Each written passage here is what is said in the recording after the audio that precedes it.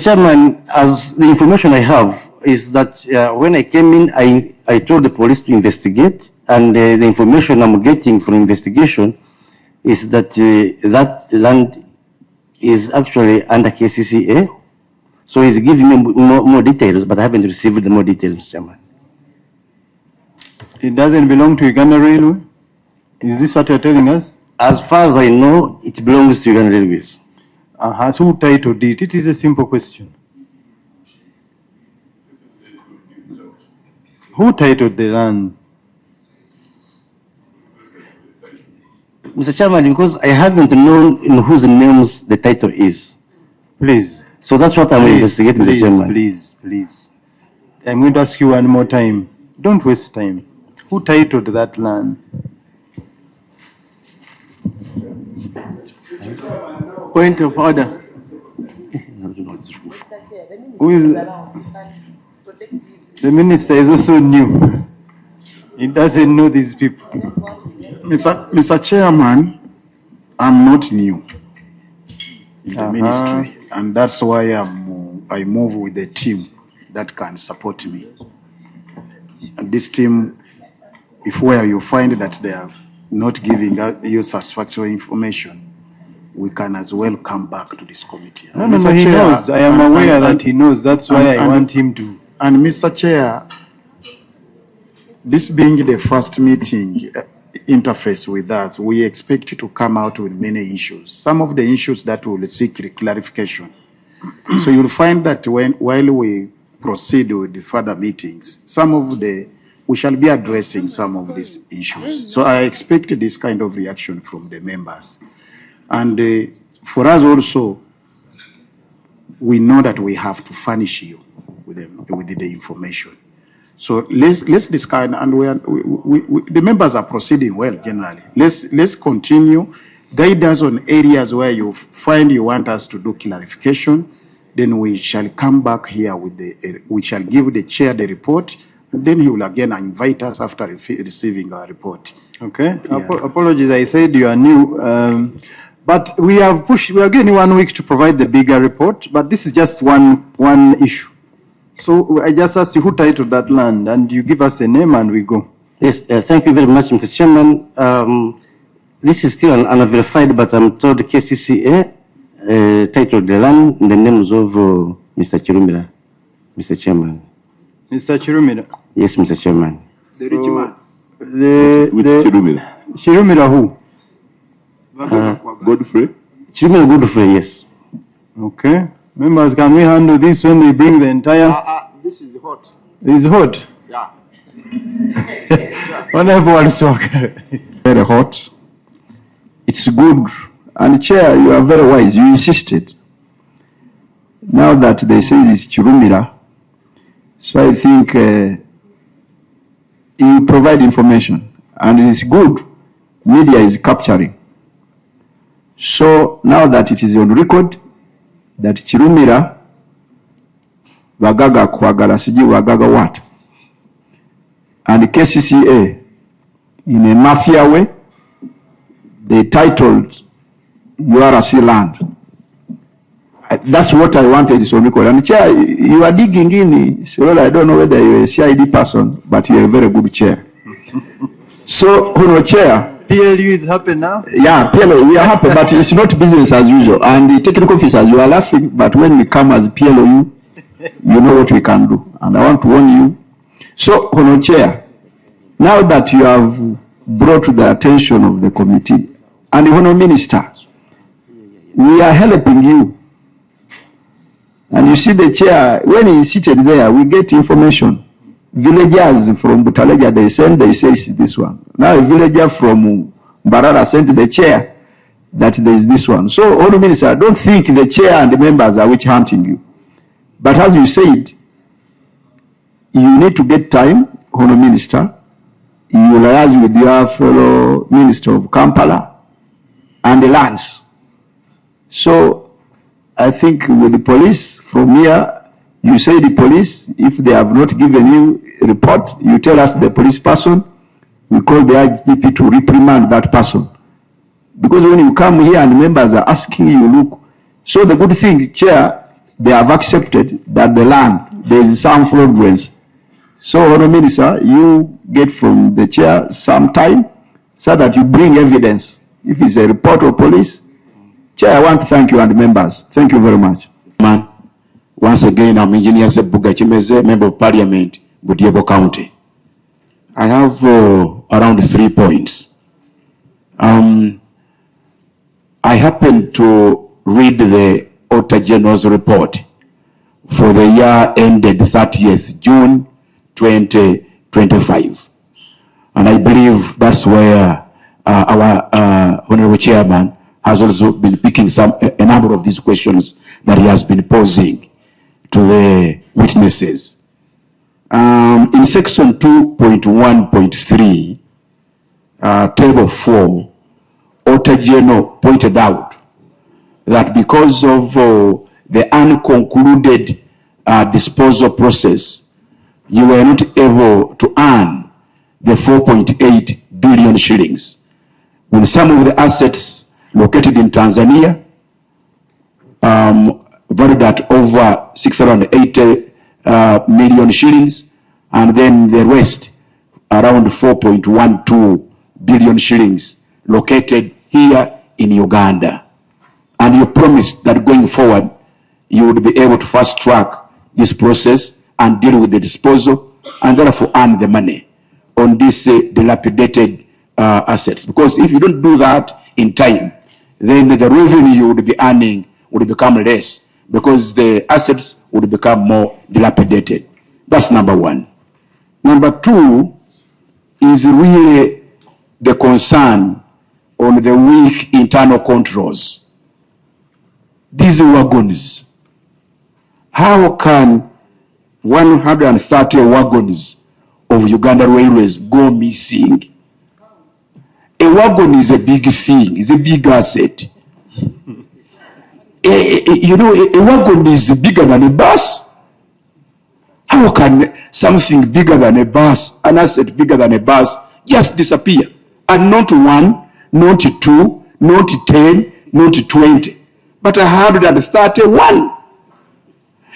And as if that's not enough, we actually lost 281 wagons for the Kenya Railways. This puts Uganda into disrepute. Property belonging to a neighboring country goes missing here. In fact, it's stolen by our own thieves here. 281 wagons. You are the only railway corporation here. Who else is competing with you on these wagons? In other words, who has interest in these wagons? Who is stealing them? Tell us. Really, 281 wagons go missing, and these belong to a neighboring country. This is going to cause us a diplomatic problem one of these days. Between 2018 and 2024, URC traced 18 wagons of their own, but none for Kenya Railways. This is interesting. You know, 281 wagons had gone missing, those belonging to Kenya Railways. Nothing was recovered. 281. Amongst the staff here, I had some people introducing themselves as property management officers and security officers. Years back, Uganda Railways used to boast of railway police. What is this railway police doing, if it's still around, in terms of safeguarding these assets as well as land? Why are they not averting these bad practices? You know, the security officers and the railway police. On a technical point of view, Mr. Chairman, we note that there are failed sections of the embankment between Kampala and Mukono.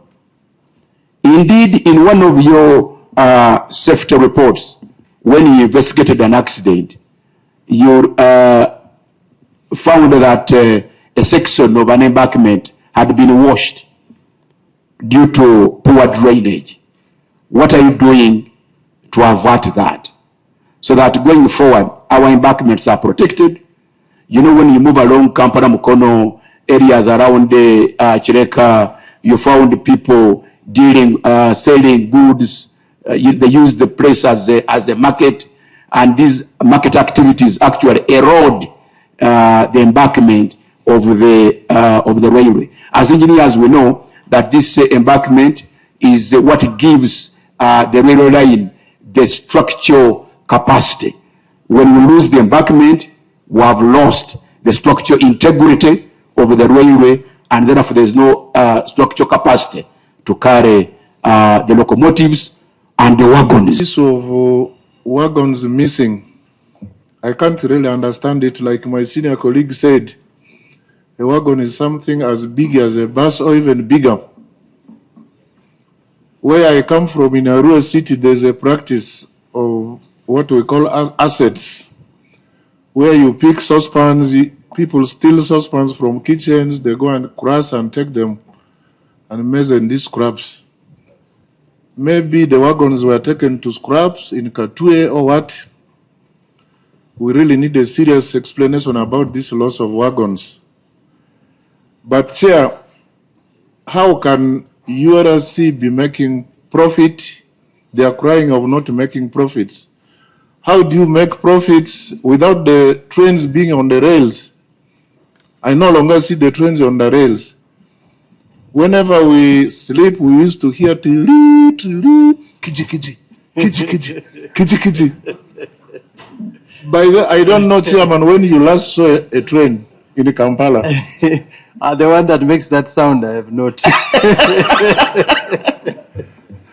I had the privilege of using a train in January 1996. I just chose to travel from Pakwach to Guru. And shortly, I think within that month, it was vandalized by the LRA, and it has never been on the rails.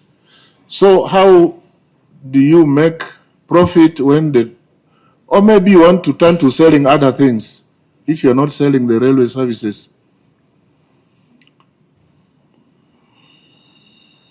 If such a big corporation of government is not making profits and it wants to continue attracting more money from government, perhaps there can be a recommendation that the corporation should be disbanded. We all remember when UNRWA 1 was disbanded, UNRWA 2 came in and they now started with a fresh vigor, isn't it? Maybe disbandment of the current corporation may be one of the recommendations. Chairman, thirdly, I think June 7th, 2004, some of you may remember an instance where our president and the two of his counterparts of Kenya, that was then Mwai Kibaki, and then Zimbabwe, I think also, were returning from Bugolobi in the TriStar apparel industry workshop, and their convoy was disrupted by a train. The presidential convoy was split apart. And the president said that time that the president survived train crash, or they were about to be crushed by a train. Chairman, I only find it in Uganda that very costly mistakes are made, nobody takes responsibility, and nobody resigns. If this was in a developed country, that time the whole board could have resigned. What just came out of it was, yeah, the presidents have survived, it's okay. It was okay that time, but then recently, just this month, we have realized that it's not okay. Because the other one came and passed, nobody took responsibility, nobody learned any lessons from them. Lastly, my recommendation, if the URC team is not disbanded, or if it is disbanded and reinstated, let's try to start thinking about grade-separated intersections. Each time I travel between Karuma and Pakwach, what just keeps coming in my mind is grade-separated intersections. Probably, with the might and the weight of the train can go down and our buses and lorries can be able to go on top. Otherwise, Ugandans are so reckless that we will continue entertaining such accidents. Thank you, Chair. Can you respond to those questions? Then we pick another set. Mr. Chairman, you're talking about the 398 wagons, and I talked about the partnerships. URC, we don't work in isolation, Mr. Chairman. Our wagons move from Kampala up to Mombasa and vice versa. Our wagons move from Kampala through Port Bell to Mwanza up to Dar es Salaam and vice versa. These are Kenya wagons, Uganda wagons, and Tanzania wagons. So they move carrying cargo across the borders. But because our wagons may stay in Kenya for some time, may stay in Tanzania for some time, we came up with a tripartite agreement.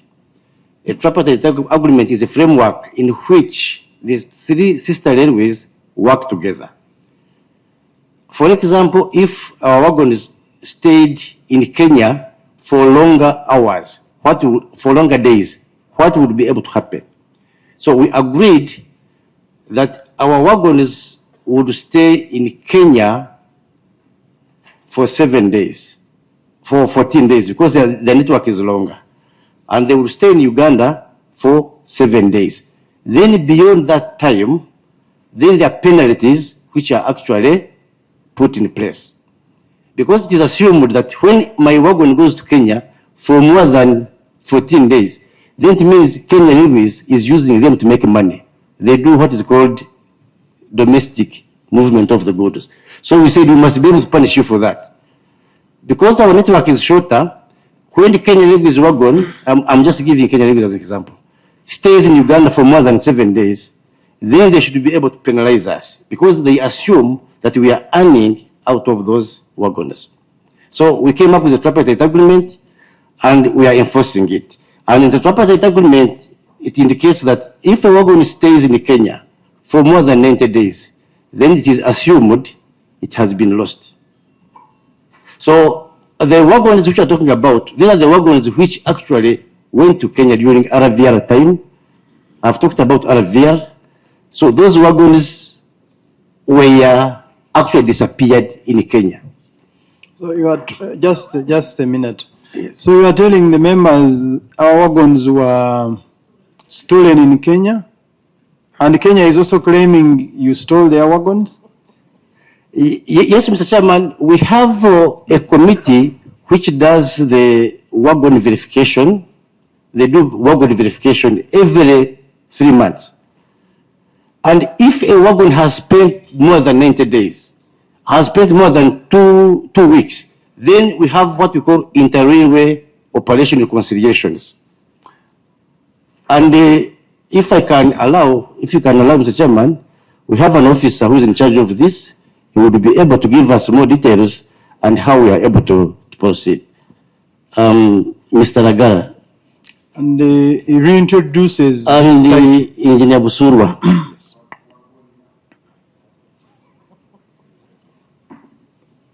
They have nominated you to tell us how wagons were stolen in Kenya.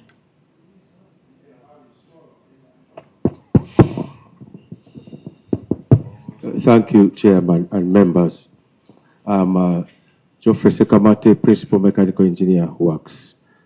Now, the wagons in question, the wagons in the report, the 394 wagons, of those 113 belong to Uganda Railways, the rest belong to Kenya Railways. Now, this disappearance happened during the concession period, that was RVR. Now, all these wagons disappeared at a station called Nyahururu. Nyahururu is in central Kenya. You just go off Gilgil and you go into Nyahururu. Now, what happened is that we're using physical systems before RVR came on. When RVR came on board, they introduced a digital system called a translogic system. Now, when they were migrating wagons from the physical system to the digital system, they claimed, the ones who were managing the system, that there are some wagons they did not see. So the wagons they did not see, they dispatched them and put them to that station called Nyahururu. Nyahururu, they were calling it a virtual station. Now, this issue has come up variously in our joint verification committees. And since it was during the period of RVR, when RVR, as a concessionaire, decided to suspend operation of the tripartite agreement. So some of these cases with RVR, I believe we can get a legal interpretation. Some of these cases are still in court, still at arbitration. But what we did in mitigation, April this year, we had a wagon census with Kenya Railways. We located wagons. Now, all the missing wagons, which are missing during the period of RVR, those ones are going to go for arbitration with RVR. The ones which are missing in the period when Kenya Railways took over the concession and Uganda Railways took over, those ones we go through what we call the verification process. We identify the wagons, we see where they are lost, the days. If they are scrapped, we bill them, and we do inter-railway cross-billing. That's how we're being handled. But for this particular case, the 394 all disappeared in a station called Nyahururu in central Kenya. Thank you. Honorable Nathan wants to just seek clarification. My worry is we entered the Rift Valley concession when Ben, you were in Minister of Works. All of us were against that arrangement. But Kenya pulled out earlier than us. You remember, isn't it true? It's very true. So how come? Because Kenya pulled out, for us we remained in, haggling with them, actually getting nothing. How come that issue could not be sorted out as soon as, they left Kenya and they remained in Uganda? You had an opportunity, since you are not room there, you yourself especially, why couldn't you really advise the government about it? Because they should not be going into illegal battles. You knew that things had disappeared, didn't it? Kenya was clean. Kenya disappeared, got out, illegal out, had enough. But for us, we kept on moving on, until we also found that we could not move anymore. And yet you were there, didn't it? So how come you never gave advice to the management? You were in top management anyway. Thank you, Honorable. Chair, a little addition to what my senior colleague has asked. Are you saying that some of our rails, of our work on this committee, that we can take to Parliament? And just before, the executive director says if a wagon spends 90 days, if I heard you right, it becomes property of Kenya. Not property of Kenya. It is deemed to have been lost. Lost? Yes, Chairman. What do you mean deemed to have been lost? It's no longer our property? According to the tripartite agreement, yes, it is deemed lost because there is no way, according to the tripartite agreement, it should have actually stayed more than 3 months. Then we have a mechanism of now saying, Kenya, our wagon has spent more than 3 months, 90 days, so please pay us equivalent to a new wagon. That's the agreement we have. Okay, so have you received any payment? Not as yet, Mr. Chairman. We have discussions which have been ongoing. Between the governments of Uganda and the government of Kenya. There was a delegation, a team which was led by the Honourable Minister of Works and Transport, General Katumba Wamala, and discussions were actually held, but the Kenya government hasn't paid yet. Engineer, respond. Thank you, Chairman. As a first response, during RVR, that was not my area of jurisdiction. During RVR, I was a rolling stock and maintenance manager. Now, that franchise was falling under operations. So that was not my area of jurisdiction. Chair, we don't want blame game of whatever. When you came here, you came as one unit, one family. What we expect you people to be putting up your heads together to see how can we really make railway Uganda Railways be the real railway? What's its name? Don't start blaming anybody. No, please. Own up. Because we want to work as a family and ensure that the railway goes back on its feet. And I'm happy we have Ben Kajuna. You know, he's an old broom. He was the director of transport. He knows it all.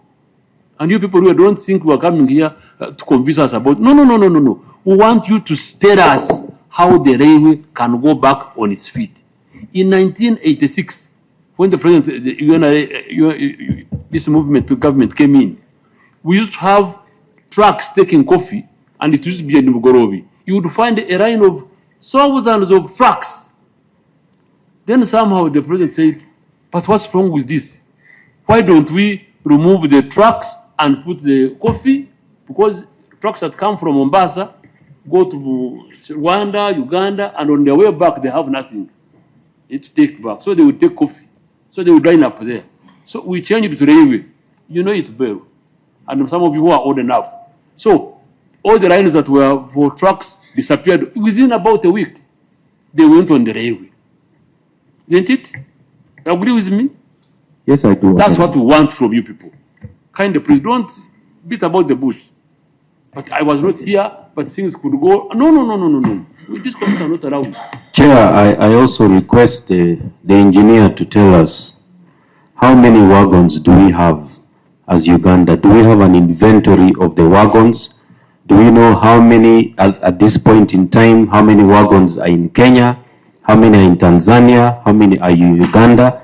Are we able to track the wagons that we have? And we need to have an inventory. We've talked about the land inventory, but I would have expected a wagon inventory. So can you tell us how many wagons do we have, and are we able to track their locations as we speak right now and account for each of them? Because each wagon has a license number. And I'm sure when it crosses the border, I hope there's a border for the railways, there's some documentation that must go through. Unless we're saying there is no borderline and we're not able. So please be very clear and clarify to us on that. Maybe let me help you. We are going to give you 1 hour to give us documented evidence that you have located the 394. Documented evidence of steps you have taken to recover these wagons. Failure to do so, those who have introduced themselves, head security, engineer, ED, we are going to arrest you immediately. So we are giving you exactly 1 hour by, I assume 11:30. Just one more, Mr. You Chair. go and you get the documents Chair. as we proceed with other questions. One more, just Chair. Chair. We are still receiving questions, but on this wagon issue, It is again on the Information. same issue. information, wagon. Yes. information, okay. The wagon. Thank you, Honorable Chair. Among the documents they should help us with, we need a complete land register for all the Uganda Railway land, all of it. Is it part of this? Let's first conclude Yes. this. Yes, Yeah. Mr. Yes. Chair. I think it's part of The it. ED No, says, this is the wagons. he says they had discussions with the other side, their counterpart, on that issue. We want them to avail this committee with minutes of those discussions and actions agreed upon and how far they have gone in implementation of the agreed upon action. All documents to show that you have actually found our wagons. If there's even a single wagon missing, we shall arrest you.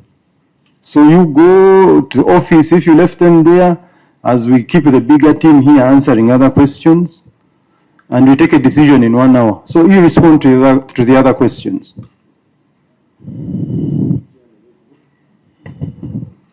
Okay, thank you very much, Mr. Chairman. Yes, Mr. Chairman, the team will go to look for the minutes of the discussions which we had with the government of Kenya. Not just discussions. We want proof that you have found the wagons. Yes, Mr. Chairman. In those discussions on paper, they must show this, all the wagons are here. And we accept as Kenya they are here. Yes, Mr. Chairman, they are in those minutes. Okay, Mr. Chairman, you have talked about the land titles, 62 land titles. Mr. Chairman, allow me invite the Corporation Secretary and her team to respond to this. Yes, Honorable. Microphone.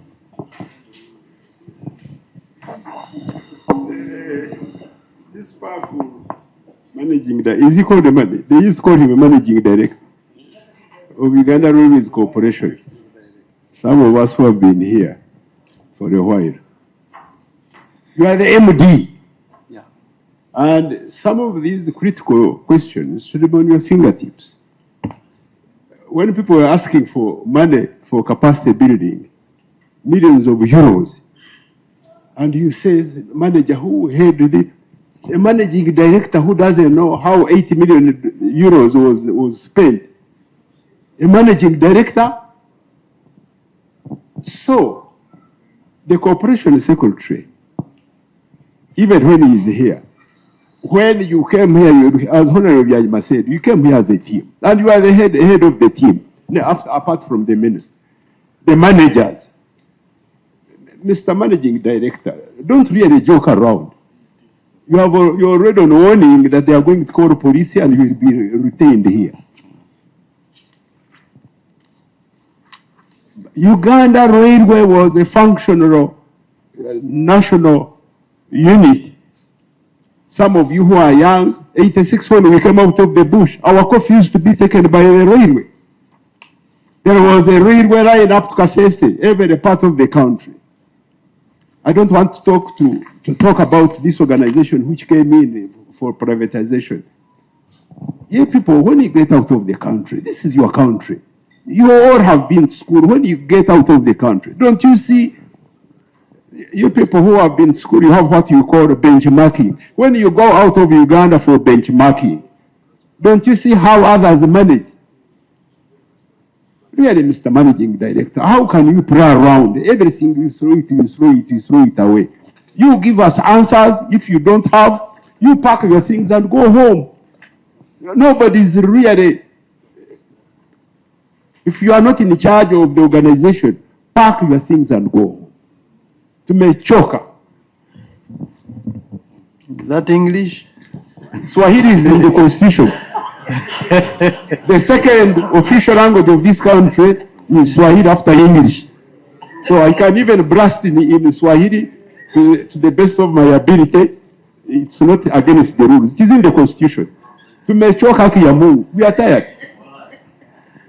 Anyway, Mr. Chairman. let's just get the responses, but Rule 4 states that our official language will be English, but he's annoyed, he's disappointed. You can see. He's disappointed. Yeah, Mr. Chairman, I want to seek your indulgence and the indulgence of the members of the committee that we have moved as a team. And while you were listening to our team here introducing, we have people who have specialized in some other areas. And any reference that comes from the MD is assumed that that person will be able to furnish the committee with the right information. I would seek your indulgence, Mr. Chair, that you allow my team to bring out the information to the committee, and where you find that there are inadequacies, just like you have guided on the wagons, our team will still go back and we can come back and furnish the committee with the relevant information that will inform us all as we take decisions. So, honorable members, if the team deems fit someone who is responsible to respond, I don't see any issue with it. Unless it is, of course, the ED is the accounting officer, but if he thinks there's a head of department to respond, I don't see any problem with it. Members, Okay. do you have an issue with that? I think we Chair- want responses. Chair, I share that view with you. Otherwise, the minister will have come here alone with the ED. I share that view with you. So should we also say the minister should answer everything? No, after all, me, I was impressed by the MD. I hardly see EDs, taking us through these ones. They normally pick, like you saw with this of works, they picked young boys, young men to take us through, but you did it yourself, really. Yeah, sure. Then, me, I know you for some time. You are not broom, I can tell you. What people want, and not after you are NECO or anything. We can't even do our with the railway, we cannot afford it. No, we need the railway. But we want you people to tell us, how can we put our railway back? Because you are very enlightened. We are all very intelligent people here. Work as a team to furnish this committee with how do you want us to help you to make the railway move. For example, when you are talking of, I saw you talking of AFCON. It is few months to go away. But you have the procurement and all things. Okay. Ben, please. I think why members are concerned is it's evident that the ED doesn't know or is not in charge from the responses we have been receiving. So I think that's why members are concerned. It's not conclusive, but because you are saying you're 1 year in office, so you don't know most of the things. That's what you said yourself. So that's why members are worried that it seems you are not in charge. So, but you feel free to ask anyone to give us the responses, well knowing you are the accounting office. Okay. Thank you very much, Mr. Chairman. Mr. Chairman, once again, I am the managing director, as the honorable member has said. I am not the ED, and I am totally in charge of the URC. I am an accounting officer. I am in charge of any omission and commission, Mr. Chairman. Allow me, Mr. Chairman, on the issue of land, table the URC land inventory, which we have. As you requested, Mr. Chairman, it's part of an annex of the land. We have about 20,000 acres of land, and the land titles, Mr. Chairman, are available with us. The land titles, Mr. Chairman, which we don't have, are the land titles which are with the Ministry of Finance, Planning and Economic Development. And these are the titles which were taken when they were selling the land, the US land, and they have not yet been given back to us. And Mr. Chairman, we are in engagements with the Minister of Finance, and the Corporation Secretary is the person actually who is in charge. That's why I was requesting that the CS actually give us a brief on where we are on recovering, actually not recovering, on picking the land titles from the PU and the Ministry of Finance. The question was simple. Who stole the 62 land titles? Or if they were not stolen, where are they? Simple.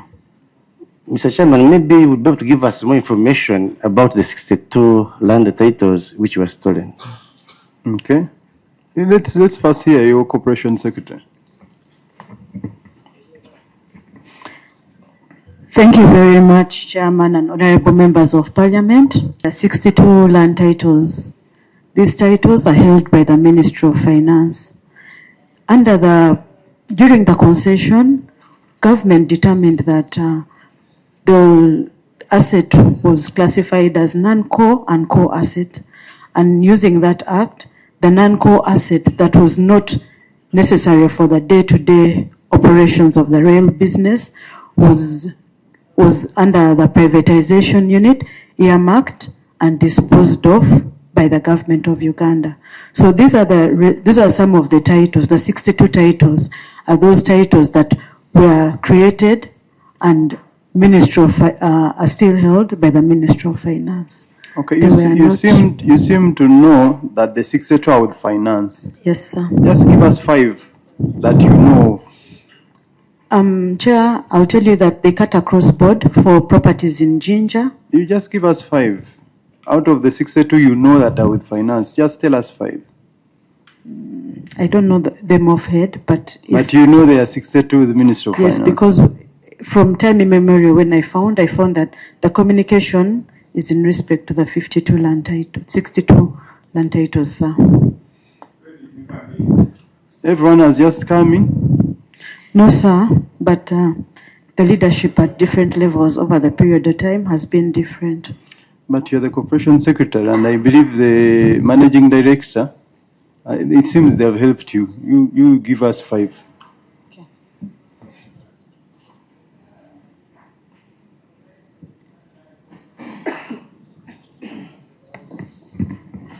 Mr. Chair, I would request that you give us some short time so that we get the... How much time do you need? Mr. Chair, we want to furnish the committee with all the titles. How much time do you need, titles. Honorable And Minister? I would request that you give us... 30 minutes are enough. Honorable Alswaka? Information? Thank you, Honorable Chair. Honorable Chair, I'm sorry I came in late. I've been having engagement meeting NRMPLU to see how we extend our cooperation with the DP and UPC. Honorable Chair, the minister is our own. But, Honorable Minister, take this committee seriously. And for technical staff, this is not business as usual. But Chair, Honorable Minister, you remember you were here with the CA. You had wanted the 30 minutes. We tried to convince members that if possible, you tell the chair that maybe by the end of the day. Because when we give you time and you don't bring documents, and for you are here near. So this business of 30 minutes, I'm advising, but if you say you want 2 minutes, it is also okay. Now, Honorable Chair. Are you asking a question now? Yes, I wanted to. Can they finish the ones they already So I've given Honorable Minister advice. Thank you, Chair. Honorable Minister, how much time do you need? Mr. Chair, while I was still giving an opinion on the time, I think is when you said 30 minutes. So I've been consulting also with my team here. We would wish to have the whole of this matter on land, the titles, fully explained, and we deliver it to the committee, and we would seek to have the period of 1 week. That is too much. Mr. Yes. Chair, Mr. Chair, with your permission. Mr. Chair, Mr. Chair, with your permission. The Auditor General's report directed in 2022 for continue assuming they have not been in office. They have just seen this directive to do on this committee. They didn't know. They waited for this committee to remind them to go and implement what the Auditor General's report directed long time ago. Chair, is he in order? You guided, they go for 1 hour. Because what we know, they're in custody of these documents. Chair, we request that they go for 1 hour and they bring these documents because 1 week is too much. We have a lot of business on this committee to handle. Mr. Chairman. Information, Chair. Information. Yes. Then Honorable Guma and Honorable Fred. Mr. Chairman. Thank you, Mr. Chairman. I have discovered the problem we have in Uganda Railway is management. The managing director seems not to be managing, it's damaging. So I would, before I give information, I want to recommend through you, Chair, maybe after this session, we can retain the managing director to answer some questions. I'm still giving information. On the part of land, the Auditor General report showed that Uganda Railway still has land valued about 91 billion.832 that lacked titles. So, I want to ask, why has this land remained untitled up to now amidst government funding every financial year Uganda Railways? Honorable members, we are taking a decision on the time. And, Mr. Chairman. And the budget always is allocated for titling these lands. Where does that budget go? So as they live to bring us information, they should also disclose to us that land that is not titled, and which one, how much have they titled from that land, and the one that's remaining to be untitled. Then I also want, when you're coming back with information, you come back with information of Kamwenge Railway land in Kamwenge district. That crosses to Kaguta Road around Ibanda. That place has been now, taken by private individuals. And we don't see that the station is no longer owning that land. I want you to come up with that report too, what has happened with that land. So, Because we see people have settled there, yet Uganda Railway is being pushed aside. Thank you, Chair. Honorable Guma, we are taking a decision on Intelligence that the Minister, Honorable Julius Maganda, is asking for a week. No, it's not too much. I want to seek the indulgence of the chair and you members. These are our people. They are not going anywhere. We give them sufficient time. These are extremely serious issues for the sector, for the country. We give them sufficient time. Money, I mean, issues relating to this land, the missing titles, I don't know, wagons, the money you are talking about, 19.80 million, 8 for capacity building, and others. You give them time. They are not asking for too much. Give them sufficient time, and these guys return here on a time we shall agree, and they tell us how the railway, to use Honorable Yanyima's word, how the railway can go back on its foot. Give them time. Okay, Honorable Fred and Honorable Sebamala. Kindly stick to the issue of the time. We are deeply saddened and the situation is Mark Zobox. Honorable, did you need the handkerchief? Honour Chair, on the issue of time, Honourable Minister, by the time you brought your team here, you were well cognizant of the requirement of this meeting. And Chair, I don't want you to be taken by situations and events. Let us stick to what we need. This is an accountability we are demanding, the nation is demanding from Uganda Railway Corporation.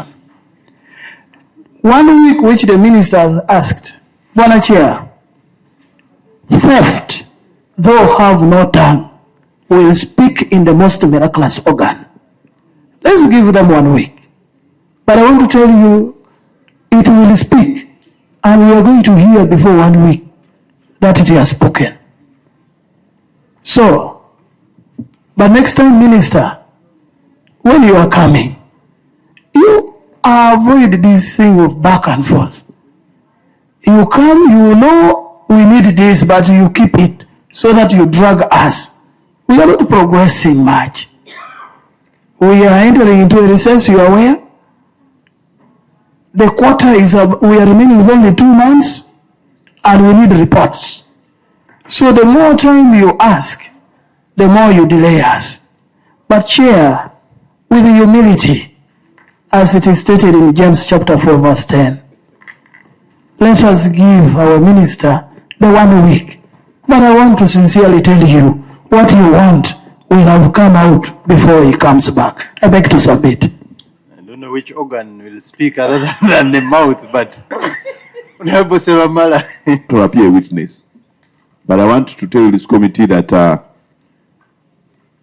let's appreciate the fact that the MD has been in office for a year.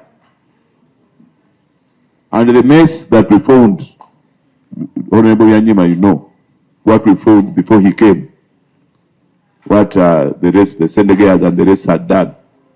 So there was a lot to appreciate and comprehend before he can be fully in charge. Even then, there has been a lot of other things that we shall talk about in this committee that have really taken him off the rail over time. Some from even his own members. So I want you people to first appreciate that he's there for a year. Then we also appreciate the fact that from now on, issues are going to be different. Unlike the other committees that have been just, the last committee would not even sit. This one gives both secretarial and accountability. And police is always in the vicinity. So let's first appreciate him that he has been there for a year. But then, asking the... Order, wait, before you say order. Order. Right, Honorable Chair. The Honorable Samara is busy defending Uganda Railway Corporation. Is well seated on our side. Is he in order to act as a paid advocate of Uganda Railway Corporation while seated on the side of Parliament? Okay, first and foremost, it will not be in order to accuse or to assume a colleague has been paid. And I kindly request you first withdraw that statement, then I take a ruling on your order. I withdraw, Mr. Chair, but the rules of procedure are very, very clear. Okay, now the Honorable was just making a request based on his sentiments of how he knows maybe the managing director being a new person, but having assumed that office, you should be in charge. Whether you are new or old, you inherit the office. The handover reports, you must bring yourself up to speed. So I don't think Honorable Sewamala is in order to assume, having been new in office is an excuse to deny. Yeah, I take it in good faith. Now, the question of how much time do you need, Mr. Minister, is where I want to dwell. Should this time be given by the minister or the managing director that says he has not been in office for a year and he needs time and is the one supposed to provide us with his documents? Because that is where I am. Honorable Minister will say a week. The other person who has been in office is the one that is going to mobilize his team. Is the one that is saying that he has not yet appreciated some things. Is that time supposed to be given to us by the minister or the managing director? Thank you, Chair. Okay, let's not waste time on this matter. If they believe a week is enough, we give them the week. They will bring the records and we shall still, but only for this. The other one, you have now about 35 minutes. It's just for this land issue. But as we leave that issue, I'd also asked who has titled that land? Managing Director. Who titled that land opposite Uganda Rail? Yes, thank you very much, Mr. Chairman. That land, Mr. Chairman, when I came in office... Don't take us back to when I... Uganda Rail land. Yes, Mr. Chairman, we have proof. That's it. Let's start there. Okay. We can handle it when they bring the entire inventory. Unless you have something burning. Honorable Zadok and Honorable Fred? Is it different? No, Chair. First, I want to thank you. We are progressing well. Physics has it that persistence breaks resistance. And, Honorable Chair, on that note, I want us to go slowly but steadily. You have raised very critical areas. Let's get back to them, but persist and insist. These people have information. But they are testing the depth of the water of this committee with one leg, not yet with both legs. When they tried with both legs, the information came. I hope you comprehend. So what I'm saying is, let us insist on critical areas that you have raised. The other one of 1 hour is coming. But there are other issues very pertinent that you raised. Let us get back to them one by one. I request from this side that let us first not ask. Personally, I have a swarm of questions. But let's first get to the one of the chair. Okay, they are very critical. Let's let them bring the entire inventory and we handle that issue of the land. If at all it is true, all those who have taken land will be given a fair hearing. They must also come.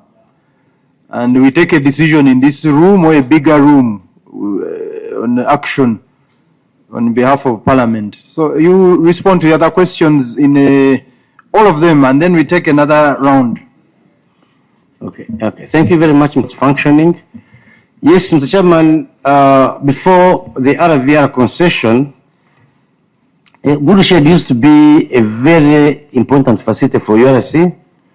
And after the concession, the concessionaire didn't invest in it. So the Goodshed is dilapidated.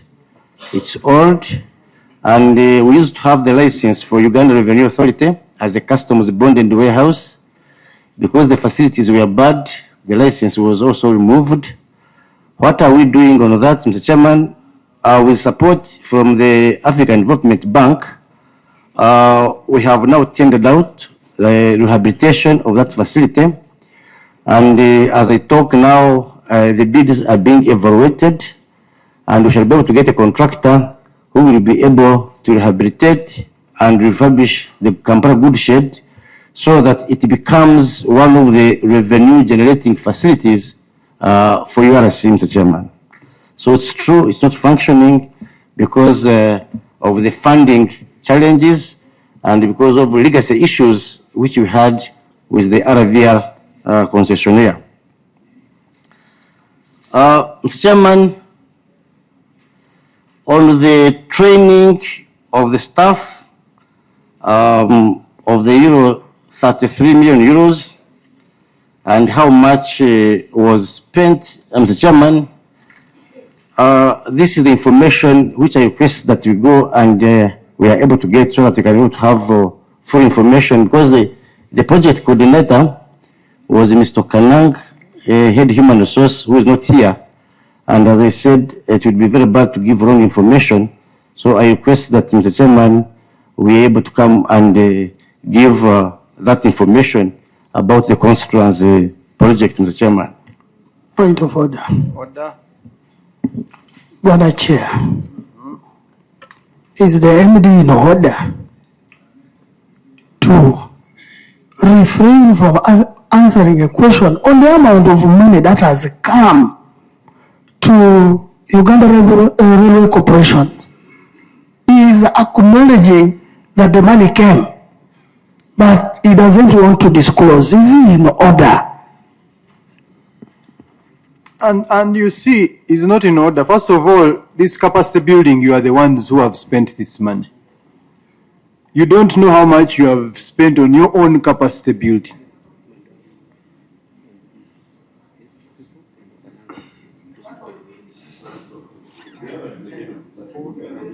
And that is the HR who is not here. You can even just give him a phone call. It is simple. How much did you spend on us to do capacity building? Madam Chair, I request that we don't proceed to the next question. Let the amount of euros received for capacity building be mentioned here, how much was spent and how much is remaining, where were the spendings? Through you, Chair. I want to put emphasis on the money for capacity building. It seems most times when we call witnesses here, they come thinking they should go the same way. Corruption is one thing that most people have normalized in agencies. But we want to tell you, as our president has said, this is Kisanja, no more sleep. As my colleagues have stated, I want to put it firm again that every reaction gets the same equal action. If we are not given information about the money for capacity building, as I still suggest, Madam Chair, that will remain with the managing director here. Thank you. Honorable Zadok. Thank you, Chair. In the statement from the managing director, it was very clear. He said they are earning 1 shilling and they are spending 3 things. So they are earning less and they are spending more, but they don't even know how much they received. And in your submissions, you requested them to table a bank statement. I think if they can provide the bank statement, we can be in position to see what they received, because they don't know, they don't have it in their books. You know why I was concerned and why I asked that question? We are getting a loan of 19 point, how many euros? 19.3 euros to rehabilitate that meter gauge, Malabo. Is it? Is it? No. The 19.3 was the one which was given by the Spanish government, yes, under Mathia, and that's the project actually which ended. But again, on that project, we are also getting a loan of 33 million euros, which is almost twice the amount of the money to rehabilitate that meter gauge. And it is supposed to come in a phased manner, according to the information I have. So I raise the question because it beats my understanding how capacity building can double the cost of rehabilitating a meter gauge. But even further, what kind of capacity building is this? Okay. Mr. Chairman, if I can respond to that, the 19.8 million euros, it was actually meant for URC capacity building. And the capacity building was actually in three main areas. One was capacity building in maintenance and rehabilitation of the truck. Training you how to maintain? No, building the capacity, reconstruction of the line from Kono up to Kampala. And this is where now they built and rehabilitated the truck by removing the steel sleepers and putting the concrete sleepers. Another component, Mr. Chairman, was the maintenance of the bridges along the same line. And there was a small component of capacity building for training human capital. How much was it? And I'm told it was about 4.8. It was about 4.8 million euros, Mr. Chairman. So that's why I'm questioning the chairman. Slowly, it's coming. Okay, that's about even if we use your statistics, because we don't want to let's use what you have given us. That's about 25 billion to train. What were you training? Chair, I want to thank you. Slowly it is coming that the money was appropriated for that, was borrowed for that, for capacity building. And now from nothing, it has reached to 4 billion. So I believe there is more. 4 billion euros.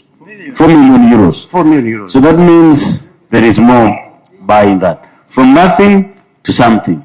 We believe you will tell us everything later. So, Mr. Chairman, again, if I can submit, it seems maybe I could be mixing up some issues because the 33 million euros you may be talking about is for a new proposed project we're supposed to handle Mukono Kaworo. So the 19.8 did Mukono Kampala, but plans are underway to get actually 33 million euros to do Mukono Kaworo. Okay, maybe that's where I'm not getting the information clear. We may not need to waste time, but okay, the 4 million euros, the 25 billion, almost equivalent. What kind of trainings are you doing worth 25 billion? Mr. Chair, are they training permanent staffs who are there with you? Are you training contractors on that money? Who are you training? Let them tell us. Let them tell us. Point of order. Order, Honorable Chen.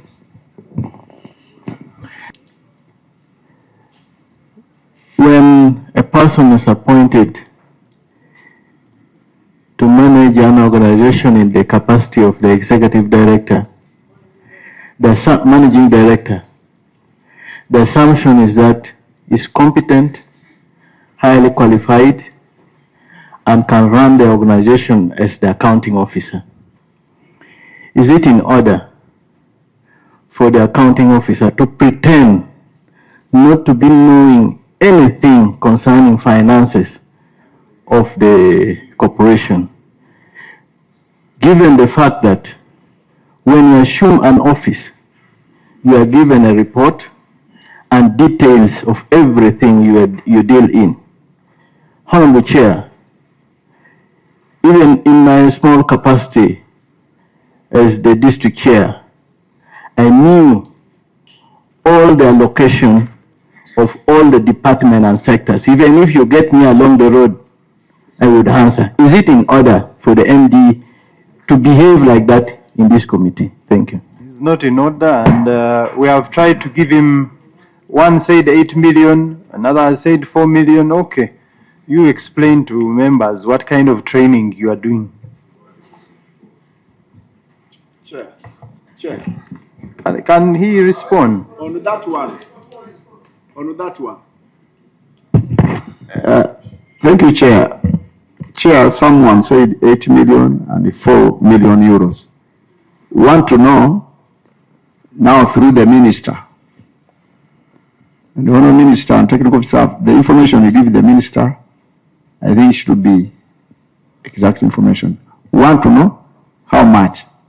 Is it 8 or 4? Even if it is 4, using the worst case scenario, we need to know which people were trained, which course, and where, and were they relevant to the URC work. Thank you.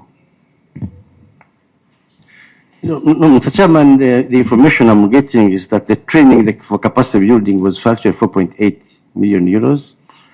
And I've requested my technical staff to prepare for me the details of. But you're the ones who underwent this training. You brief us. What did they train you? No, this, Mr. Chairman, it took place before I came in. It took place before you came. But we have a staff here who could be able to provide. Okay, anyone who trained, you tell us what you trained. What's 25 billion? Letitia possibly can be able to give some more information.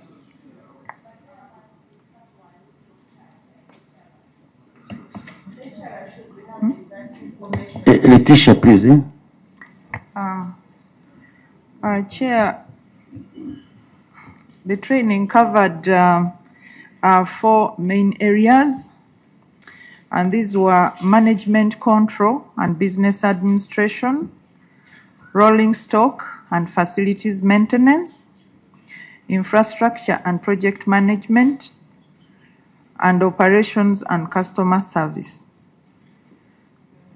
So those are the areas. You trained in customer service, maintaining the equipment, taking stock at 25 billion. Chair, how many people were trained? How many people were trained? And from where? Did you fly? Chair, the total number of courses was about 1,150. And each of those trainings had trainings, the total number of trainings. Each of those had a different number of staff attending at that time. How many staff were trained? Chair, the areas are quite a number. I asked the number of staff.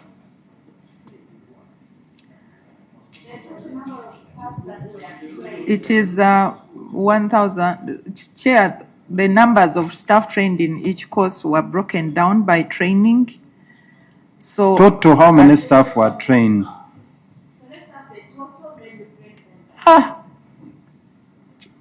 Chair, we need the oath maybe.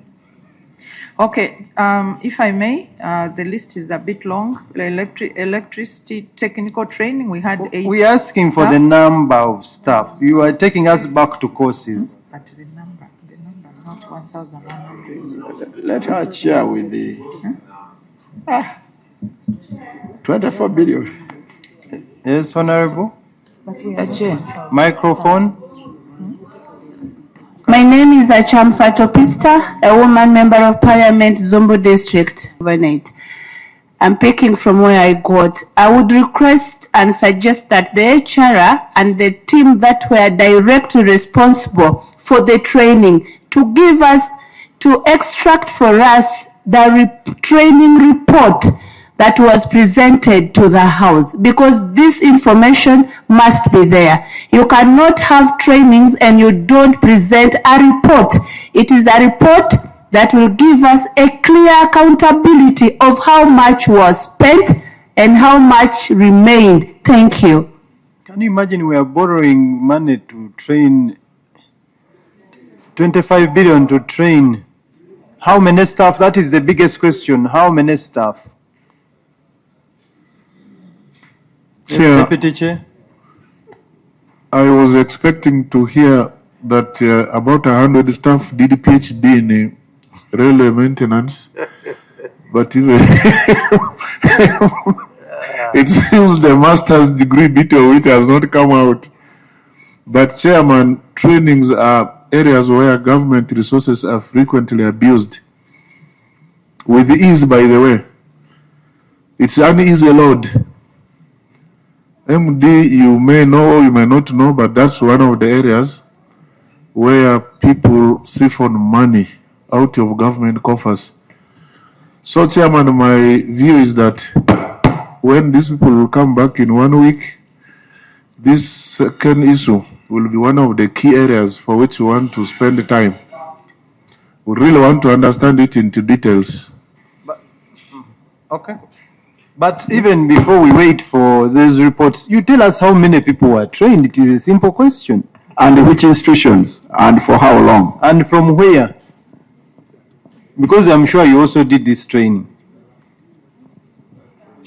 But then, how many people went? If there are people here who went, Chair. How many people were trained here? Through you, Honorable Minister. Maybe they can, by show of hands, those who are trained. Do we have anybody here? I see like around 7 to 8. There are more. So, Chair, I wanted to ask one person. Mr. Chair. Through you. But Mr. Chair has given the Honorable Minister is after, then I ask making a one of request. the trainees. I'll do just one of the people who trained. Can you stand up? How many trainings did you undertake in different portfolios? You as one person. One Chair, through you, before that question is answered, let him tell us how many were they in the training before venturing into the question the ministers asked. Mr. Chair, I think we are almost on the same lane because it will help us to get to the number. We might be having one person here, but in the system is captured as 5 people because he went through different trainings and is assumed a different person on each training. So that also can help to get your... Okay. Introduce yourself. Thank you, Chair. I'm Tukashaba Paul Muhere. I'm currently the Principal Finance Officer in charge of expenditure. Now, let me also even throw more light on this training. This is a training that went for 3 years. And the trainings that I undertook include re-recosting. They were majorly in 4 areas: operations and customer care, rolling stock maintenance, and then the truck maintenance, and then management and control. Now, I undertook a number of trainings myself. One was in re-recosting, another one was in customer care. But in every training, because there was a training room that was made at Narkorongo, would fit more than 20 people for every training. So there are many trainings that were undertaken, and I believe everyone was trained at URC because the training went on for over 3 years. So you trained from Narukolongo in a room, or a boardroom of URC. This is what you have told us. Yeah, because these trainings were hands-on. They were not PhDs, they were hands-on. Okay. Issues to do with Uganda. Okay. Yeah, that one even is better for us. That means you saved us a lot. You didn't fly to Netherlands. You saved They us a know to lot. Makerere, they didn't pay fees. Also, part of the training was benchmarking. There were 3 benchmarking activities Spain by URC staff. And I think for every benchmarking, more than 10 people went for that benchmarking in Spain on rail operations. For how many days? And it was more than a week. Every time. Even if you go for a month, where did the 25 billion go? Chair, You are in finance. You are. why did he do customer care? Customer care, it was in Nalukolong. And why, as a senior finance, to do customer care? Is that the exception? Mr. Chair, I want to seek your intelligence. Chair, additional information. General, let's see from General. Could he demonstrate the hands-on training on customer care? How was it conducted? Let him show us. No, the gentleman. Mr. Chair. They are asking you to show us how you train. The other gentleman is still up.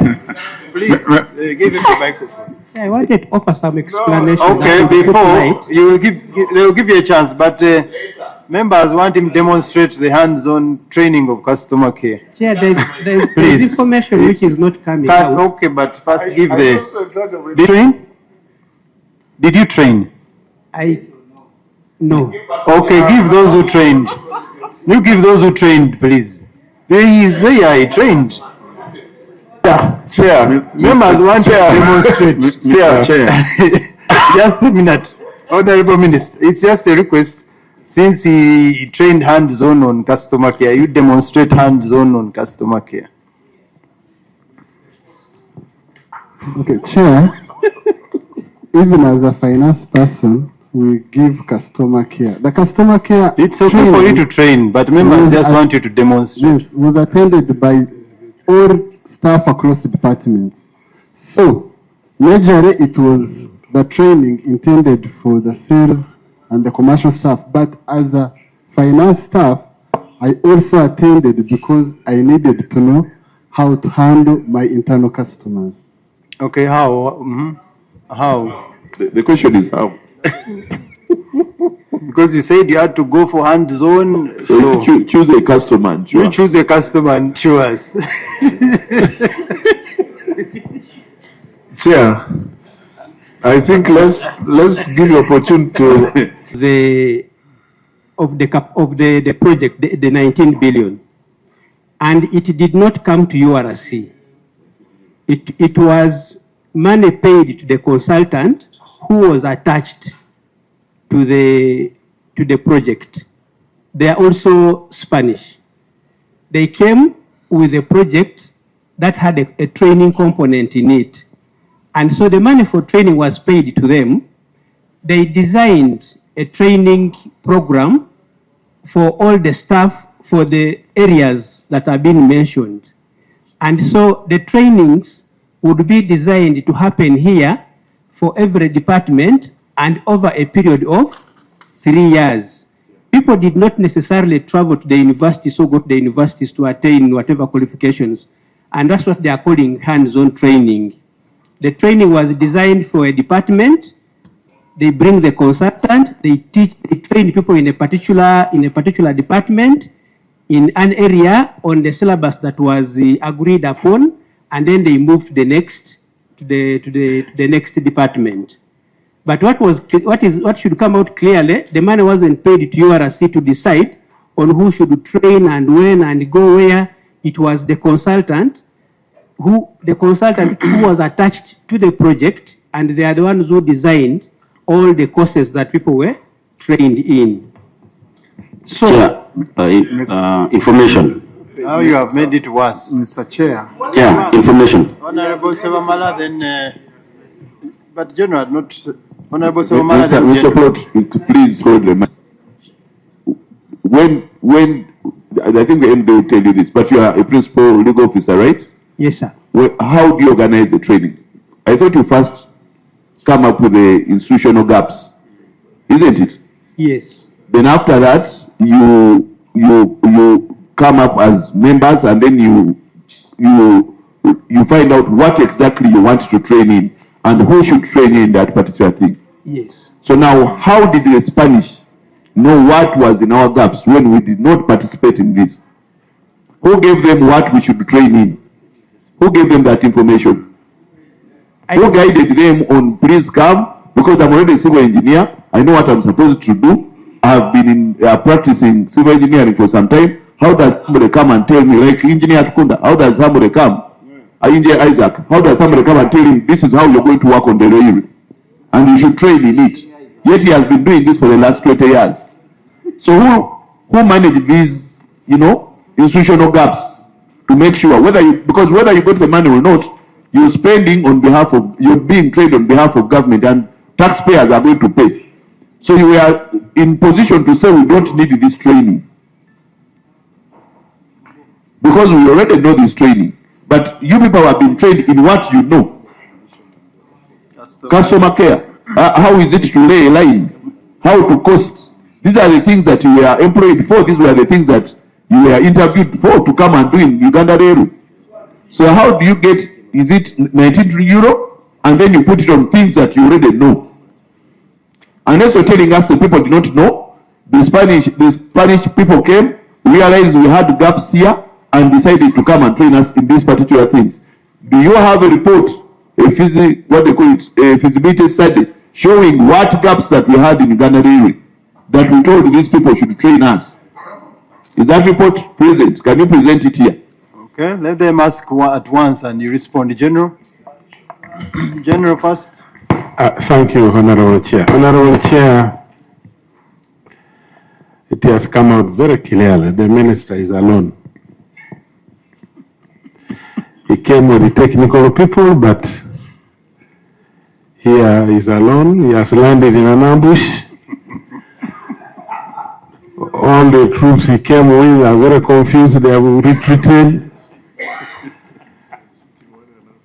Honorable Chair, these people are not prepared. They are manufacturing answers now. They are having a meeting within a meeting.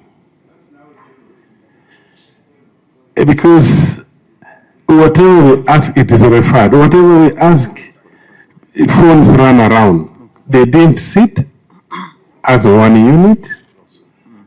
They didn't prepare. Now everything is scattered. Honorable Chair, maybe in order for us to proceed, kindly I would request so that the minister keeps on breathing.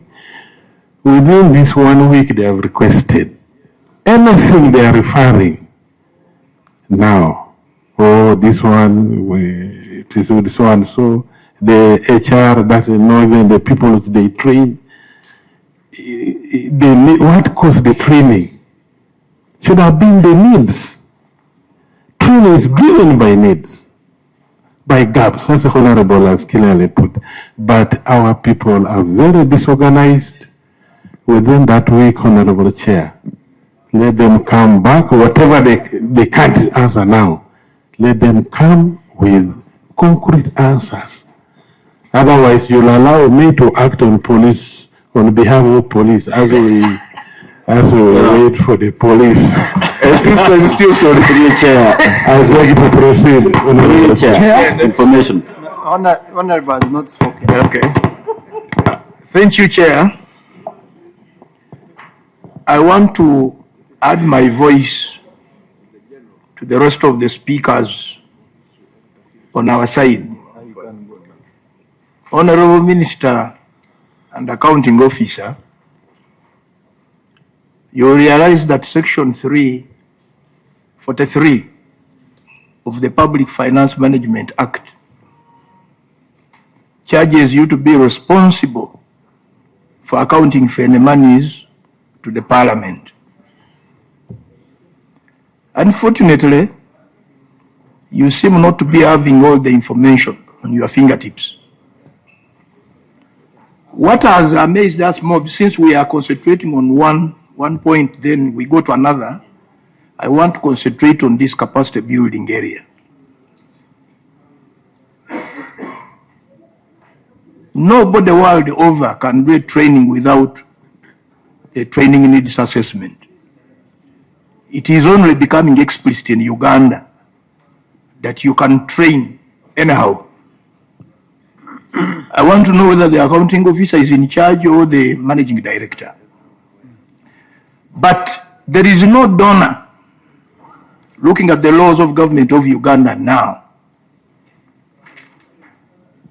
that is allowed to give a grant without doing an appraisal by the relevant ministries and departments to know the gaps therein. And therefore, all these must be explicitly stated in the project operational documents made between the bank and yourselves. Accounting officer, was there any appraisals made to get this money from the bank, or it was just dropped from the air?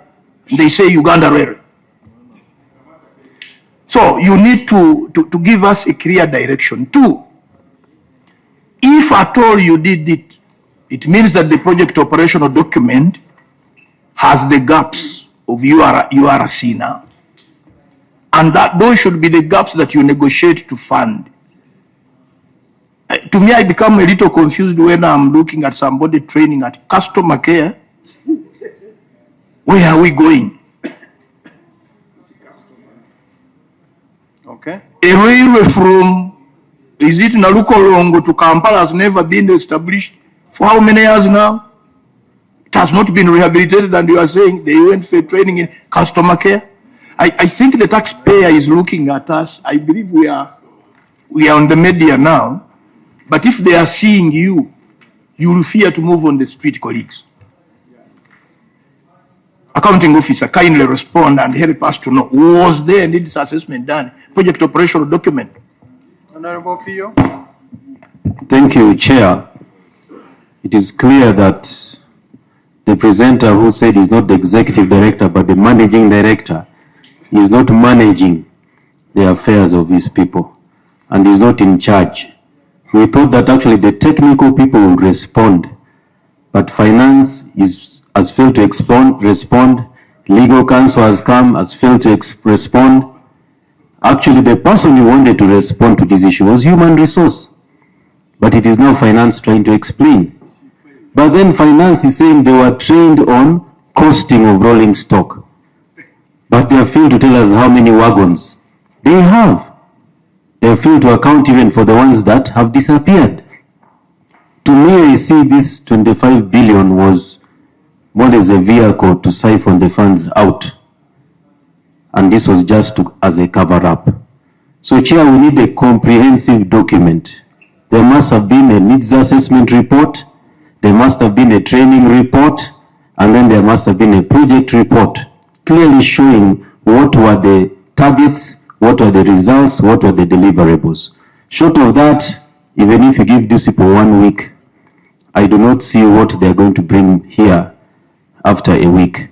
Human resource should clearly tell us and come out very openly, because this is under their docket. It's not under anyone else's docket. Short of that, I think the interpretation of this was just a vehicle to get the funds out of the project. Thank you. So do you think, because we are going to dwell on it, do you want us to give them also time? You see, Chair, as I've already said, the managing director is not managing. The issue of time, we may have to give time for everything. Because you see, I looked at even the inventory. The MD even doesn't know how many acres of land we have. The report says 20,734. The inventory says 20,848. A difference of 114 acres. So we do not know whose information do we believe. The report is saying something different. Two reports from one organization, but they are conflicting each other. We don't even know how many acres of land we have. We don't know how many wagons we have. So when we don't have the information, then it really becomes very challenging whether time will address this. I'm really concerned about that. Thank you. Honorable Aluswaka, and Honorable Fred, Honorable... Yeah, through our colleague, Honorable Minister. And technical staff, when you saw our senior member, General Kiding, is the deputy CDF. Sometimes people think members of parliament are just senior six. Don't take his statements very lightly. And he said if police can bring his voters, don't take that statement very lightly. And you're lucky. He said they give you time. And I think he has seen our Evo Chair and the members and of course the minister. So, Honourable Chair, what I want to request is that we had so many issues to raise, we just raised, but as of now, it is evident that these people cannot answer. Instead of answering, they are again angering the members. So, Honourable Chair, there are critical issues through our Honourable Chair as we request Honourable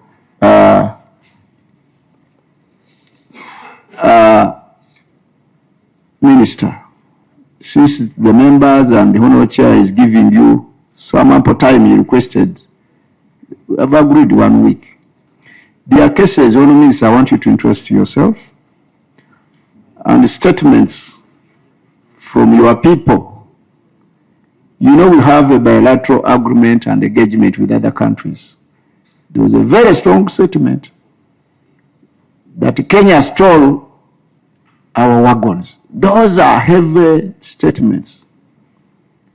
So we shouldn't, I think, Honourable Minister, through the chair, we engage at a higher level, because when these third parties, when they come, that's what they will put, and it can bring issues. So, Honourable Chair, I want to request that there are those high policy, you take it over with the minister, and we find a way of solving things. Otherwise, my brother here, through you, he wanted information, and you know, being a neighbor and his UPC, we just had my brother. Kindly be brief. Yeah, Elder, so can you say something?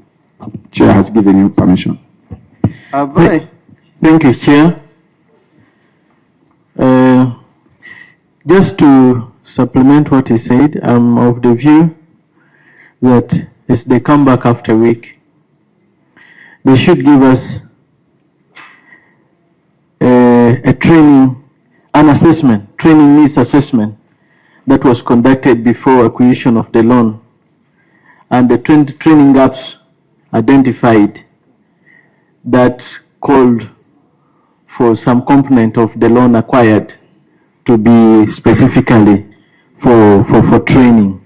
And then, if it is possible, a minute of the top management meeting that decided that those training needs identified are the ones the organization, the URC, should take on. And then lastly, Honourable Chair, URC made losses of over 30 billion for the last 3 consecutive years.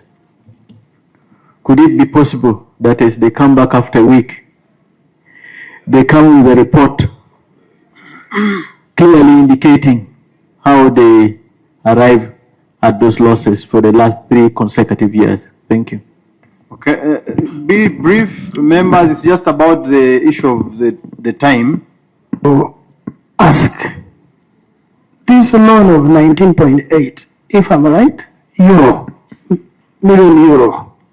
We are not asking more questions. They still have a lot to respond, and just finalize. Okay, on the training, was this money tied by source and tied by project? I heard someone say this, an economist of the corporation.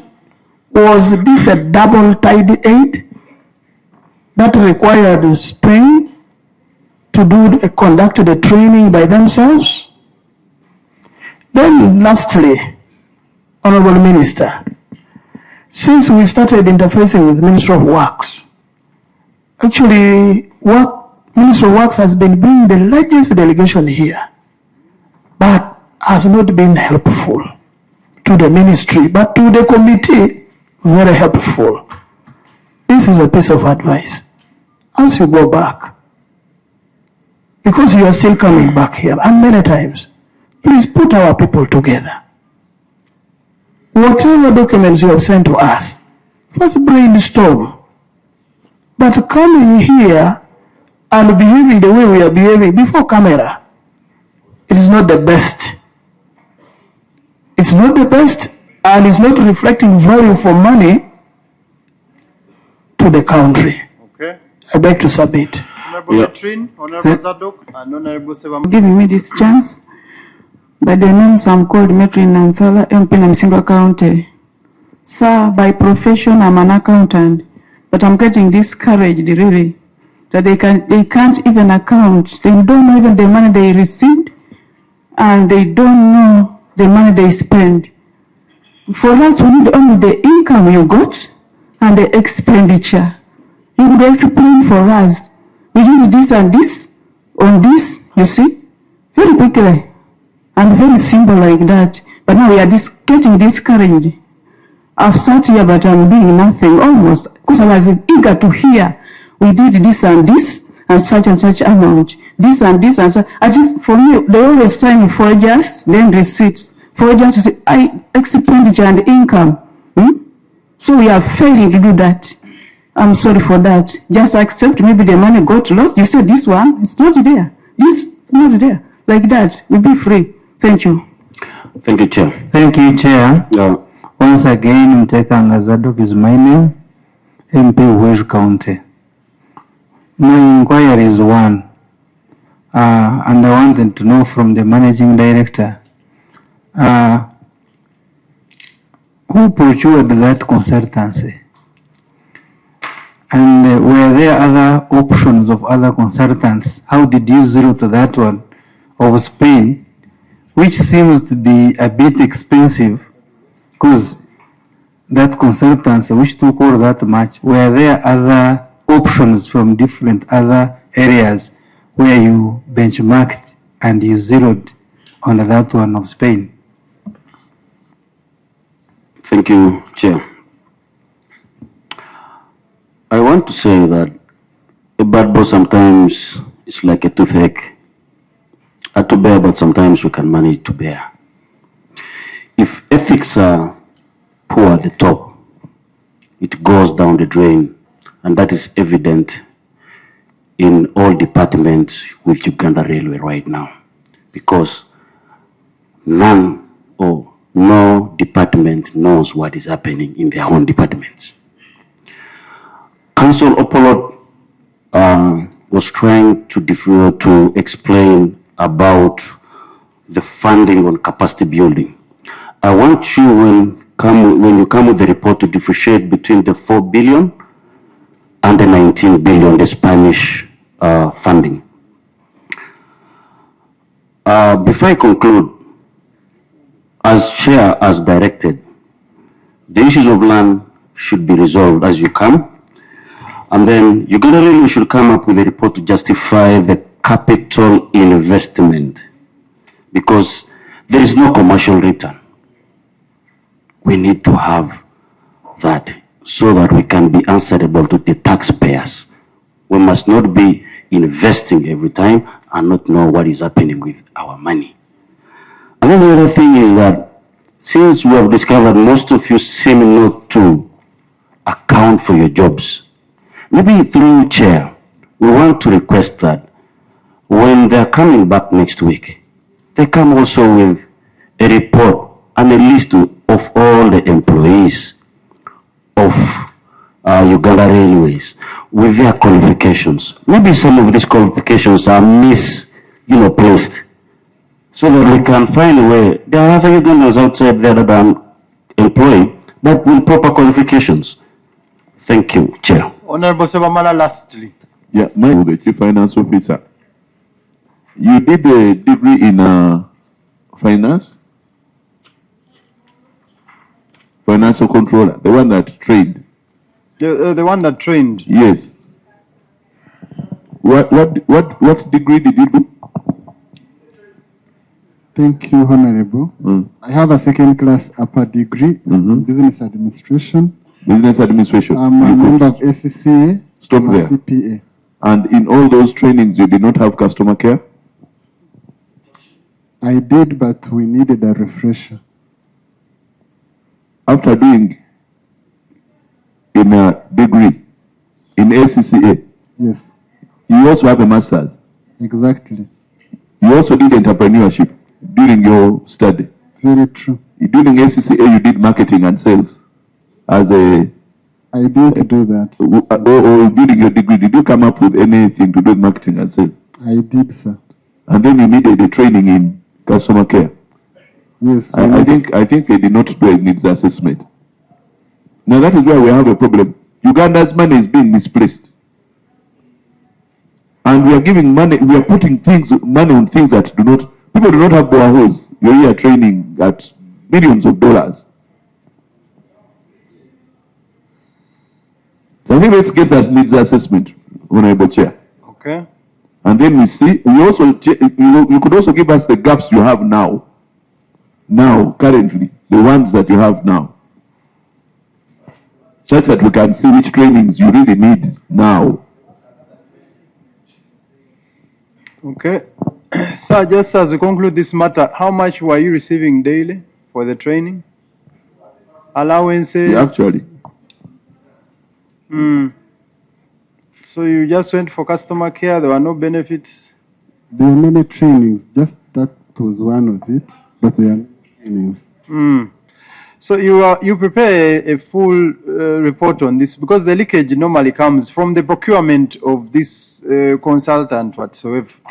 We want to understand. So the members have requested we give you a week. We'll give you the week. It will still come to pass. So you, before we go to the other, where's the accountability for our wagons?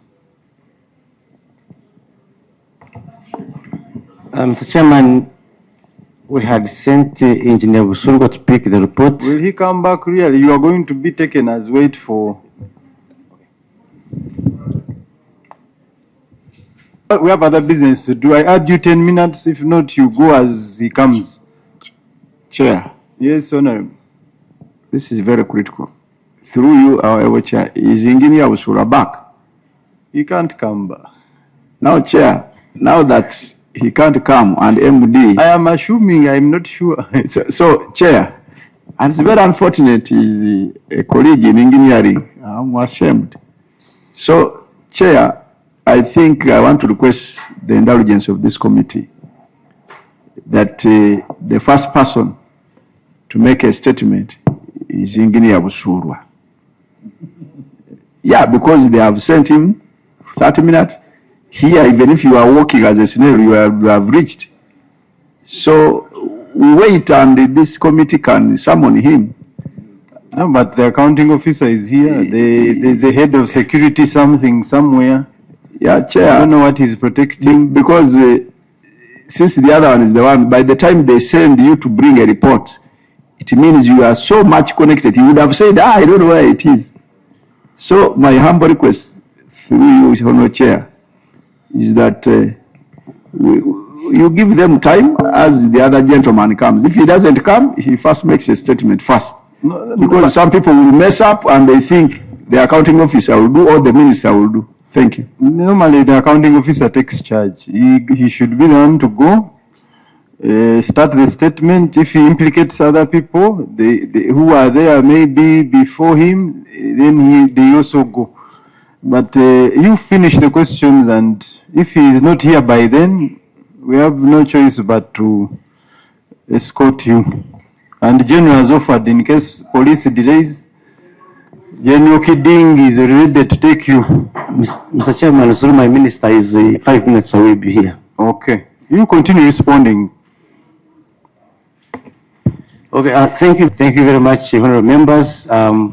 We take your comments so serious, and this was a loan, Mr. Chairman, as I said, which was got from Spain, and it was for URC capacity building in 3 areas. And the appraisal was done, and one of the components was capacity building. There was appraisal in 2019, and also the training and needs assessment was also conducted in 2019. But as we have guided honorable members, Mr. Chairman, we shall be able to come with a report next week, which will be a comprehensive report which shows the appraisal which was done, the training and needs assessment that was conducted, and also the final project closure report which was prepared, and we shall be able to table it here, Mr. Chairman. Mr. Chairman, having said that, there were issues to do with maintenance plans, both for permanent way and also for the assets, and also whether the trains actually have brakes, whether they actually do brake. Mr. Chairman, I would like to report that we have been having maintenance plans, but because of the financing gaps, these plans have not been implemented. That's why, Mr. Chairman, you find that, yes, we have customers, but customers can't be able to come because of the limited number of assets which we have, especially the locomotives. We have only 4 mainline locomotives, Mr. Chairman, because of lack of funds. These locomotives have not been actually repaired or maintained. Even the servicing is a very big challenge, Mr. Chairman. I gave a background of where URC has come from.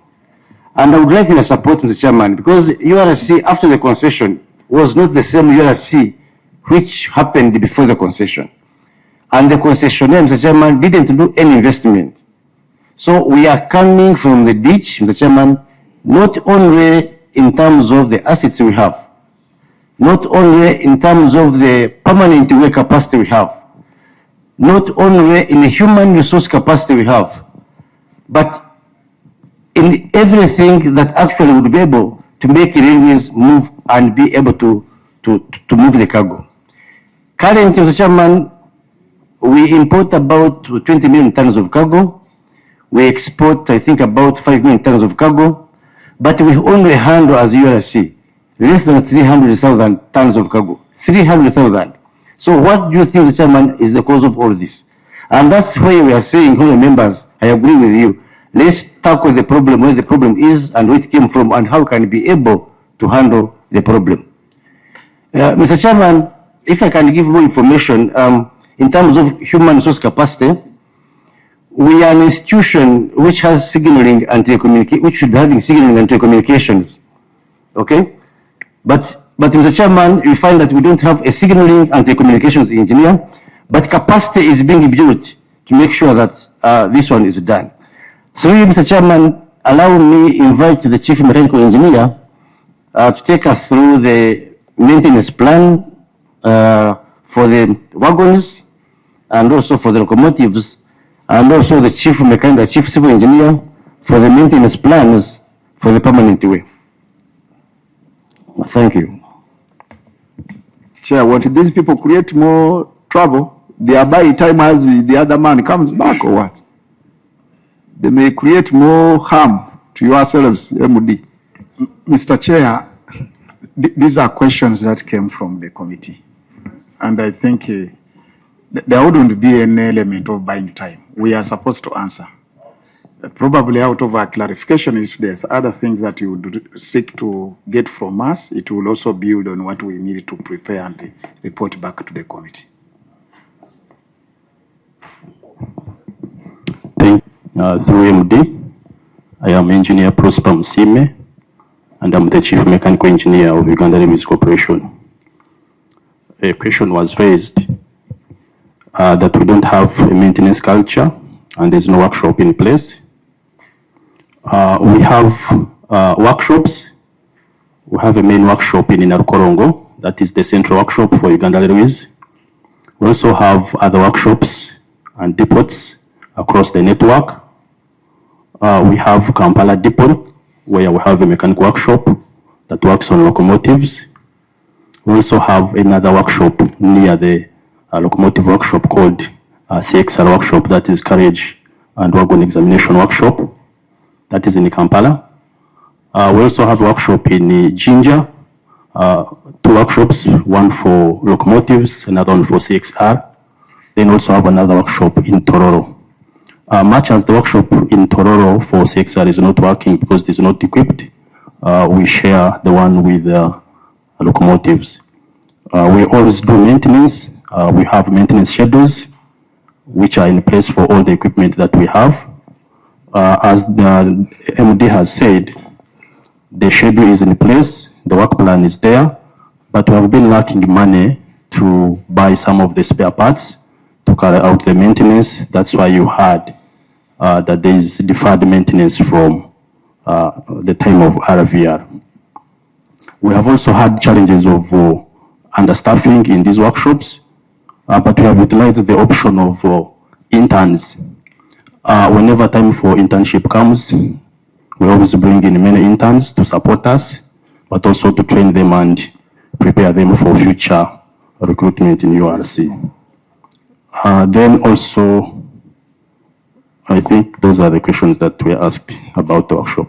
I thank you. Okay, thank you very much. The Chief Civil Engineer, there was a question on the failed sections between Kampala and Mukono, the washaway due to poor drainage. Possibly you could talk about that and also talk about the maintenance plan for the permanent way.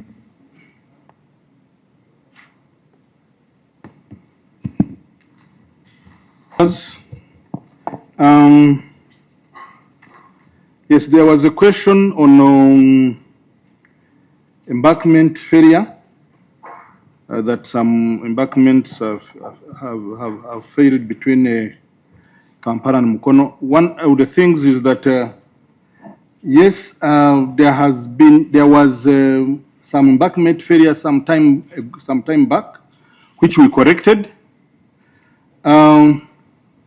We should take note that this is an embankment that was made maybe more than 50 years ago, and the hydrology has changed since that time.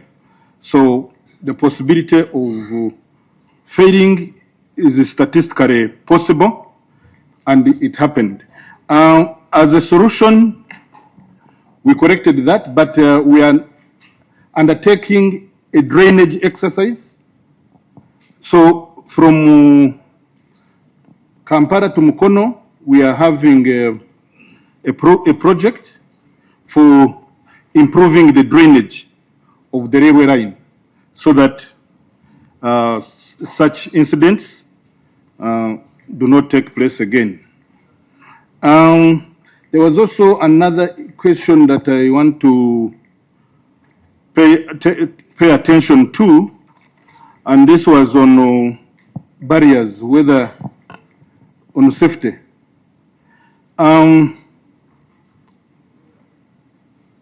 We ordinarily have level crossings, and yet level crossings are not the best, are not the safest means of trains and vehicles crossing each other. The best way would be to have the grades separated.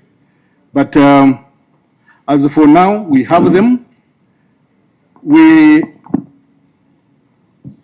employ level crossing guards at those places to make sure that people are warned in time.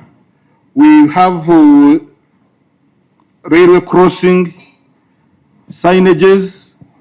There is that standard one which we always use, and everybody who sees that should be able to know we have reached a level crossing, we are crossing a railway. But despite that, we have put some level crossing barriers in a number of places. And that's where how we are now moving, because we now need to make it safer, because the vehicles are becoming many. If one was observant, we have one in Nyenga, which we have finished recently. We have at Wankoko, we have some level crossings, the booms, the barrier booms. At Mukwano, that Mukwano road, we have booms on the main line, that's on access road. We have booms there. We have also those on the line to Hotbell. So we have been trying to do this, except that I must say that we have very many level crossings, and having all of them with barriers is a big budget, that we currently don't have. However, going forward, Engineer, how much does a manual barrier cost?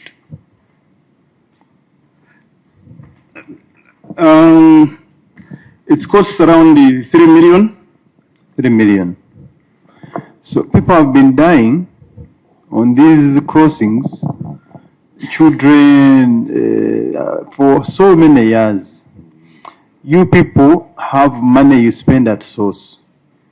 You have not taken it upon yourselves to prioritize these barriers as you wait for your electronic barriers, automated barriers. Instead, you are blaming the Ugandans for having headphones while driving, for speeding, underestimating the train.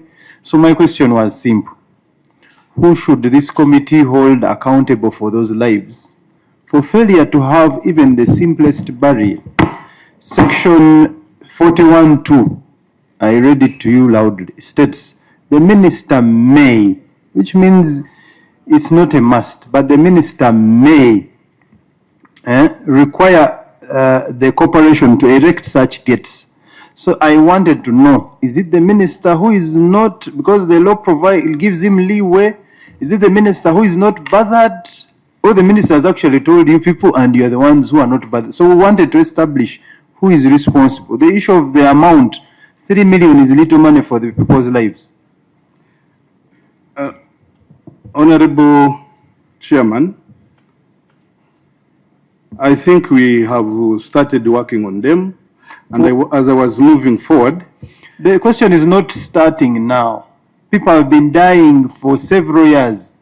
The question is not about now. I've seen your procurement is in December. Is meant to be completed in December. The question is, who is going to account for those lives we have lost in the past? Chair, supplementary. We used to see some men holding flags every time the train would be crossing along those railway crossings. What happened to them? No, even recently here from 7th Street, what happened? They would stop vehicles with flags, and the vehicles know that now the train is coming. The other day we only saw the traffic man trying to control. What happened? Can't you improvise in the meantime? Yes, we have level crossing guards on all the level crossings, and the person that was seen in the video that time was a URC employee supposed to do that. And maybe I should say that we can put barriers, but as long as we don't, people's attitude don't change, the lives cannot be protected by only barriers. Please, the question is, a barrier you have said costs 3 million. All these years people have been dying. You have money you spend at source, you don't take the consolidated fund. You have not yet even shown us the authorization for it to spend at source. We want to see it. But you spend at source, you can't even buy a barrier of 3 million, children are dying. We want to know who is going to be held accountable for those lives we have lost in the so many years.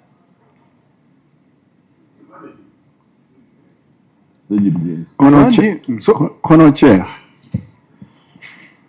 Chair, I don't know whether I want your guidance. Engineer, the chair is very clear. People have died. Eventually, this man has come back. People have died. You kindly bring the documents. Yeah. People have died just for 3 million. Engineer, just make how many crossings? The amount of money, it is this parliament, this chair and this committee to appropriate too.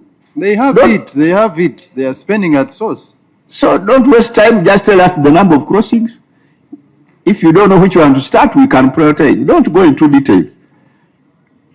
Please. Honorable members, we are going to make it a priority. I'm not talking about now. Me, I want to know, and the members here want to know. All these years people have died. Who is, instead of you coming to TV and saying people have headphones, people are, their windows are up, they are playing music, that's why they are dying. Who is going to be held accountable for those lives?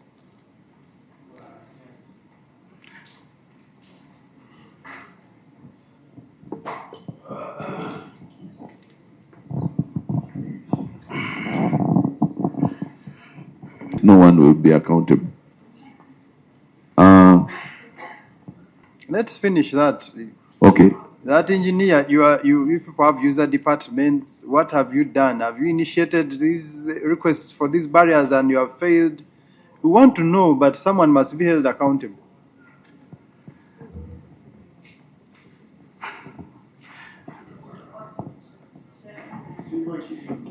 Who's in charge of safety in URC?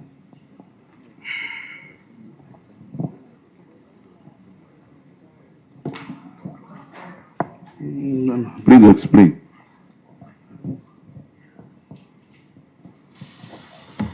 You tell us, you made the request on this day, they refused, or they tell us, but we want to know.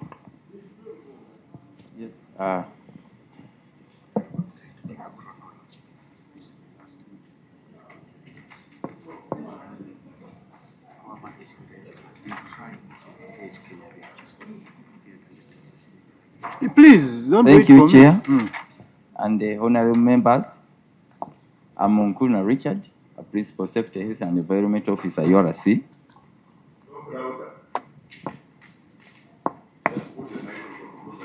Yes, and I just beg to inform you that as I came into this role about 6 months ago, I found when there was no safety department in URC, and I picked from scratch, and I'm alone in this department. So what I started from is to assess the situation throughout the entire organization, and in this very function, that is when we got on board the NTU team, which is also helping me to make sure that we identify whatever gaps and risks that we have in URC. And arising from that, we developed a risk analysis. And out of that is where we identified one of them as these boom barriers that we have actually started installing in URC. Like you have heard from the engineer, they have so far installed on some key level crossings.